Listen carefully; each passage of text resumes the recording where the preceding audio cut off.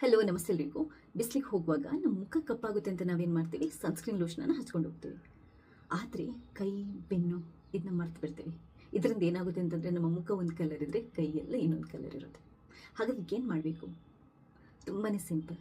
ನಾವು ಮುಖಕ್ಕೆ ಹೇಗೆ ಸನ್ಸ್ಕ್ರೀನ್ ಲೋಷನನ್ನು ಹಾಕ್ತೀವಿ ಅದೇ ಥರ ನಮ್ಮ ಕೈ ಮತ್ತು ಬೆನ್ನಿಗೆ ನಾವು ಬಾಡಿ ಲೋಷನನ್ನು SPF 50+ ಇರುವಂಥ ಬಾಡಿ ಲೋಷನ್ ಅಪ್ಲೈ ಮಾಡಲೇಬೇಕು, ಮರೀಲೇಬಾರ್ದು. ಹಾಗಾದರೆ ಯಾವುದು ಬೆಸ್ಟ್ ಇದೆ? SPF 50+ ಇರುವಂಥದ್ದು ಅಥವಾ ಈ ಬೆವರನ್ನು ಕಂಟ್ರೋಲ್ ಮಾಡುವಂಥದ್ದು, ಸ್ಕಿನ್ನನ್ನು ಬ್ರೈಟನ್ ಮಾಡುವಂಥದ್ದು, ರೇಡಿಯಂಟ್ ಮಾಡುವಂಥದ್ದು, ಲಾಂಗ್ ಲಾಸ್ಟಿಂಗ್ ಇರುವಂಥದ್ದು. ನಿಮಗೆ ಫಿಕ್ಸ್ ಡರ್ಮಾ ಶ್ಯಾಡೋ ಅವ್ರದ್ದು ಬಾಡಿ ಲೋಷನ್ ಚೆನ್ನಾಗಿದೆ, ಹಾಗೆಯೇ ಕೆಮಿಸ್ಟ್ ಅವ್ರದ್ದು ಚೆನ್ನಾಗಿದೆ, ವಿಶ್ ಕೇರ್ ಅವ್ರದ್ದು ಚೆನ್ನಾಗಿದೆ. ಯಾಕಂತಂದರೆ ಇದು ಸಮ್ಮರಿಗೆ ಅಂತಲೇ ಮಾಡಿರುವಂಥದ್ದು. ಇದು ಸ್ವಲ್ಪ ನಮ್ಮ ಬೆವರನ್ನು ಕಂಟ್ರೋಲ್ ಮಾಡುತ್ತೆ. ನಿಮಗೆ ಅದರ ಲಿಂಕ್ ಬೇಕು ಅಂತಂದರೆ ಈ ವಿಡಿಯೋದಲ್ಲಿ ಹಾಕಿರ್ತೇನೆ.